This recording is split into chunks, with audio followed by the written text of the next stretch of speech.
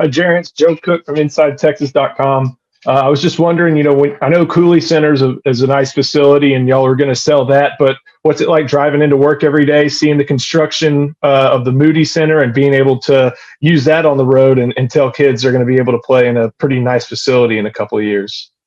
Well, I'm glad you brought that up because that's one of our biggest sales. I know, especially with these young kids in the 22 and 23 class. It's just, I'm living in the domain a little north, and I get off of Martin Luther King exit every day, and I see those guys out there working every day on the new Coliseum. So it's just a lot of excitement. It has a buzz. A lot of people on campus, our current players, a lot of recruits are really excited, and our staff about what's some good things happening in that building. So anytime you could be a part of something that's that special, it's exciting, and that's what we're going to try to sell and run with it. Terry Middleton, go ahead, please, sir. Coach Howard, good afternoon. My name is Terry Middleton from Horns Illustrated. And so it's always exciting when you talk to somebody new to find out where they came from, right? That's their exciting story. And you come from Peoria, Illinois. I grew up just across the water over in Detroit. I know about Peoria because guys would go over there to play basketball on the weekends, right? A lot of great players, a lot of great people come out of Peoria. And so I got a deeper appreciation for you. And then I watched a video of you mic'd up coaching your players, and I recognized something that you have a different style of coaching. You build community. You know these players. I mean, you're almost a player on the field, but you're a coach and you're using technology. Tell me, when you come to Texas and thinking of the transfer protocol and all these new players coming in, you seem like the perfect coach to bring these people together. I mean, it's just your natural ability. This is what the framework and fiber of who you are. What do you think of that? Is that kind of what you're thinking as these new players are coming in? You have to get these guys to gel. Just kind of interested on your take on that. Oh, most definitely. And I much respect that you know the history of Peoria basketball, because I take a lot of pride and honor of being from Peoria and saying I'm a Peoria basketball player. Some of my best friends, from A.J. Guyton to Mike Robertson to Chris Reynolds, who's the athletic director at Bradley, just guys that I grew up watching who installed that pride in playing the right way, playing hard and being tough and competitive. And that's one thing that always drew me to Coach Beard and his staff, and one of the main reasons why I'm here. But just that's interesting that you brought that up, because I've always tried to take pride and be that bridge between the staff and the players, and just been playing the game ever since I was 6 years old, and kind of being young and could relate to them, and knowing what's good for them and what's not, and what coach wants. But always being on the same page of coaching the direction of the program. But just super excited by just the whole city of Austin, University of Texas, just with the new football staff and the program, and just our athletic director just getting in and understanding that we want to win and win big, and we don't want to wait until next year. We came here to win now and play on Monday night, and we all left some good places with some good programs and unbelievable universities. And like Coach Beard said, we're doing this, and it's a lot of energy, a lot of things that we could sell from the city of Austin to the new Coliseum, and just our culture with Coach Beard. Awesome. Thank you. Brian Davis, go ahead, please, sir. Hey, Coach. Brian Davis with the Austin American Statesman. How you doing? How you doing? Not a lot of coaches have been around some of the guys that you have. All the way going back to AC, Frank, Devontae, Doak. These are big names to us, but I don't know if these are big names to the guys y'all are recruiting. When you've been around those type of players, and now y'all are chasing guys in the portal, do you know specifically what you're looking for from experienced players? Oh, most definitely. That's a great question, because I think there's, you brought up Doak. He's a, one in a million type guys, how big he is and dominant was. But I think when you've been around players like Devontae Graham and Frank Mason, and the number 1 pick and number 3 pick with Andrew Wiggins and Joel Embiid, you kind of see that it factor. You kind of see that God-given ability, that being around them every day, and what makes him, tick. And I think just all those experiences, when you go back to even AC Law and Antoine Wright, both being lottery picks at Texas A&M and where I first started my career at. So I think just being around elite players, Coach Beard talking about that all the time. That's one thing I picked up with him being here so far. There's a difference of being good and great. And if you want to be good, that's okay, but it's not going to help you win, play on Monday night. So just being around elite talent and seeing their work ethic and seeing their path definitely helps me as and all of us been around some great players, just evaluating, just knowing, hey, that guy got a little it factor what, Frank Mason had, who, wasn't a top 100 kid and end up being National Player of the Year. So I think it's always good to go back and use those relationships and those personal relationships and through their development and growth, and just always evaluate different things and those great ones that you recruited and help coach. And real quick, I just wonder when y'all got here, you gotta hit the portal hard because y'all need to build a team basically from scratch. But I'm thinking second year, third year, how do you balance getting guys out of the portal versus signing guys out of high school?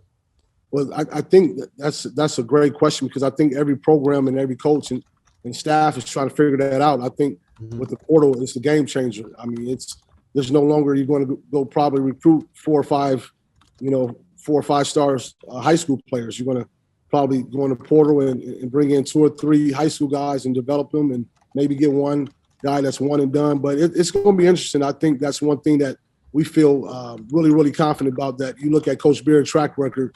He's done a good job of building a roster and making things fit, because it's all about fit and personnel. But that's a great question, because the recruiting has definitely changed with the portal nowadays. Yeah. Chip Brown, go ahead, please, sir. Jerrance, you have also Chip Brown, by the way, with horns247.com. You have a unique perspective, having been around Bill Self. What you see any similarities between Self and Beard? Oh, most definitely. That's why it was an easy transition. Well, first, Coach blessed the situation. I wouldn't be here if Coach Self wouldn't have blessed the situation for me to come. He was happy for me. He knew I wanted to make another step in another challenge, which was great. But the reason why I was so attractive and so interested to Coach Beard, because he stands on the same morals and values as Coach Self. Discipline, playing hard, and just being tougher. And they're great friends. I know me and Coach Beard both call him the Godfather. We think the world of him. So it's really just they do things a different way. But at the end of the day, it comes back down to who's tougher and who's going to guard.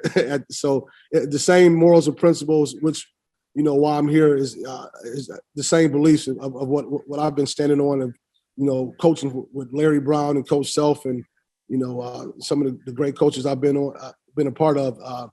This made it so much easier, because they're so much alike. He's just a little younger. Bob Ballou, go ahead, please, sir. Jerrance, Bob Ballou, CBS Austin. Nice to meet you. Is it tougher to play for or coach under Bill Self? Would be my first question. Play for, yeah. But and I'm saying that in a good way. But I was a point guard, and I played behind Frank Williams and D. Brown and Darren Williams. So what I always respected about Coach, and to this day, while I will always have a special place in my heart, one, that he gave me opportunity to coach and be on his staff, but he always coached me like I was the starting point guard. He never looked at me as the 12th or 13th man or just a rah-rah guy. In practice, he got after me, coached me really hard, and then when I coached for him, played coach for him the last 8 years, it was probably some of the best years of my life, because he allowed me to coach, he allowed me to teach. It was just I was more than just a recruiter. And so just everything that I stand for and I believe, and the reason why I'm at the position I am today is because it has a lot to do with Coach Self. So then, I guess on that note, why leave Kansas? What is it about this opportunity that's so special to you that gives you really kind of clear head that this is the right move right now?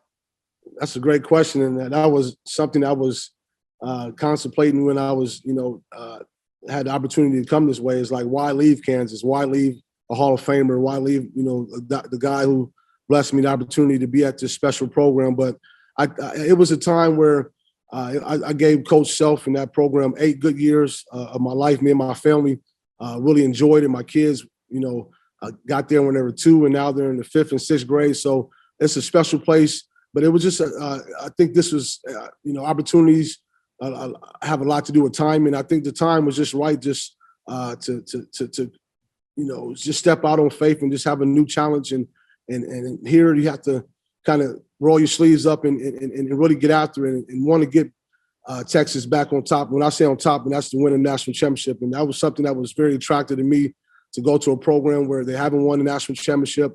I started my career here at Texas A&M. One of my good friends, not good friends, but great friends, not only in business, but in my personal life, Jurg Malagi is on staff. And me and Jurg Malagi, when we first got into business, we all wanted to be like Rodney Terry. So, it was just it just checked all the boxes to be on staff with a guy that we all, all our younger coaches in my day, grew up wanting to be like Rodney Terry. And then the icing on the cake was just Coach Beard, just what he's done in the past, 5 years as elite, where he's going and his energy and passion to leave a special place and to come here, because we all left some great opportunities. And, our slogan, the thing we've been going by these last 3 or 4 weeks is we're doing this and we're all in, and we made some big sacrifices, and but we're all in this together, and just been a really, really fun and, great just to have something, just something different, but at the same time, still with a guy in a program where, the bar is still set high. We still want to win a national championship. So I think that answered your question. I hope it did, but yeah. Bob, I'm very disappointed you didn't let Jerrance know you're a Missouri grad. So that's very, very disappointing, Bob. I was not going to bring any part of that up. I figure we'll do that in person. That ride, while I was telling you, it was one of the best games to this day.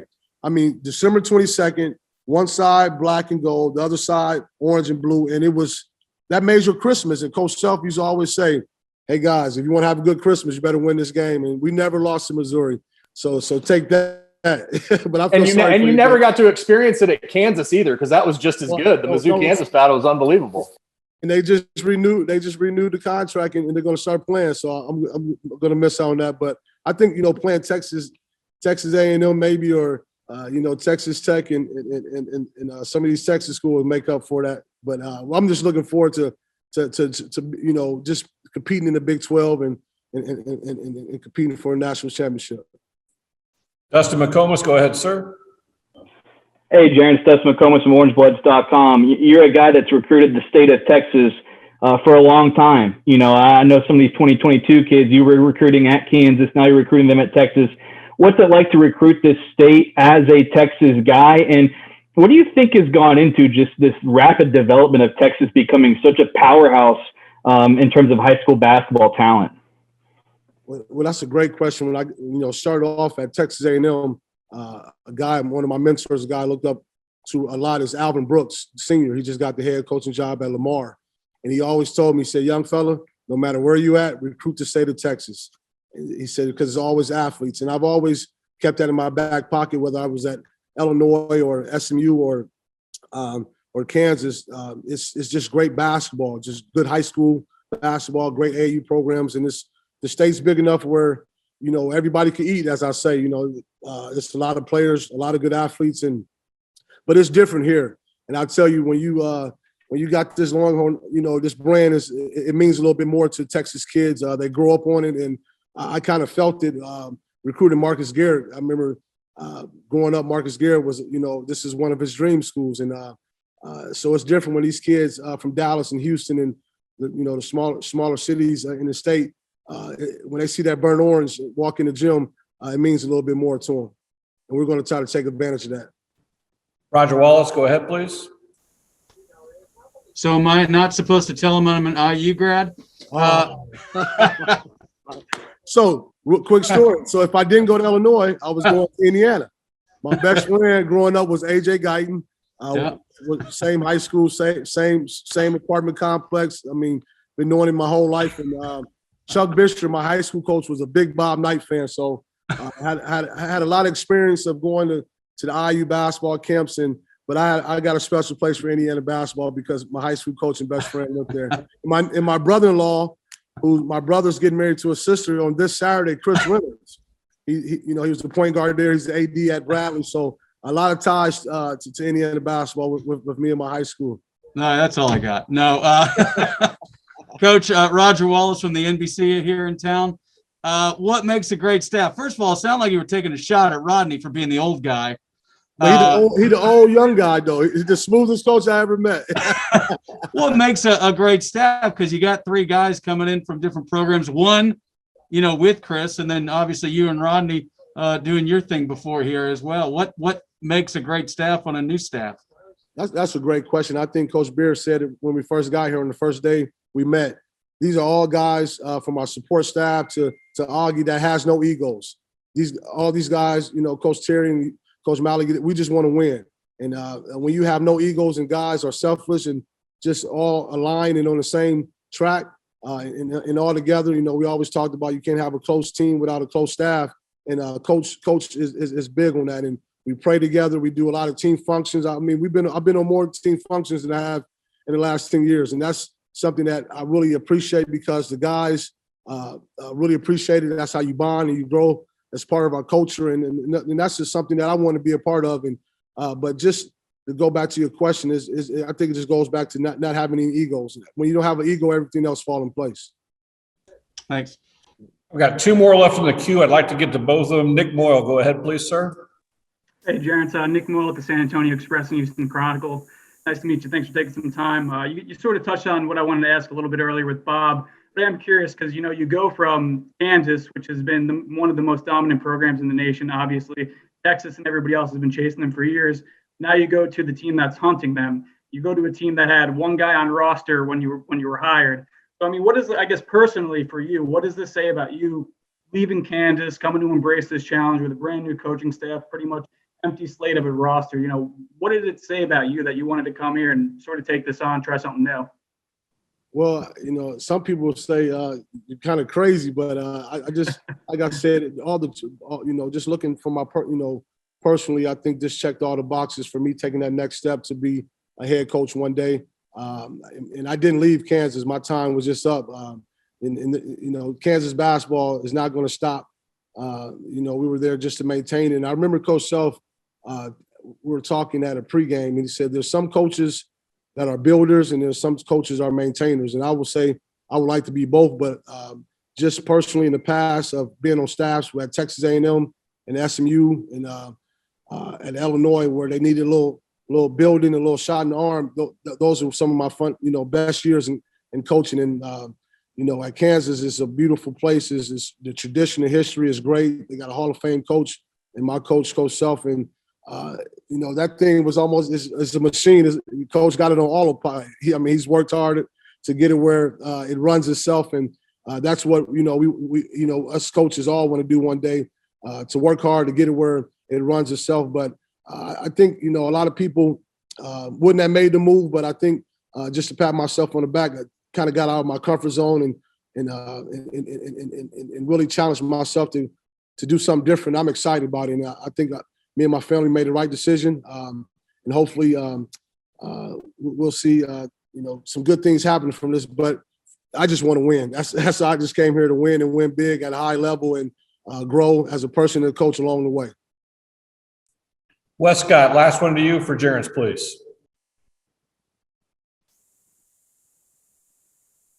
Westcott, you're muted, sir. Sorry about that. Westcott Everett, Burn Orange Nation. I guess this is a happy thing to bring up. My parents met at Illinois, so I grew up Hey, I am. in Indiana. I was at that Missouri game, the overtime win in 2000. But I just think back about those Big Ten teams. You played Gene Cady, Bobby Knight, Tom Izzo, and how tough they were. And I was just wondering if you see similarities to the modern Big 12 and whether you want to try to bring that type of old school Big Ten toughness to Texas now. Oh, most definitely. And that's, like I said, what made this transition and this decision easy is that Coach Beard, stands on the same morals and values of Coach Self, and we always used to say we got to, we're taking basketball back. We want those old school Big Ten games where the score is 58-61, and that's just credit to just that toughness and grinding games out and just being the tougher team and just getting stops late. So we definitely want to, bring that basketball back. But on the flip side, we want to, play at a high level and play fast. Play at a pace where it's fun to watch, and also players get better and develop in, but also want to play here. But so I think that's what made Coach Beard elite. We'll find a way to grind it out and muddy the game up and take charges and be the first on the floor and just be the toughest team. And when you're a tougher team, majority of the teams win.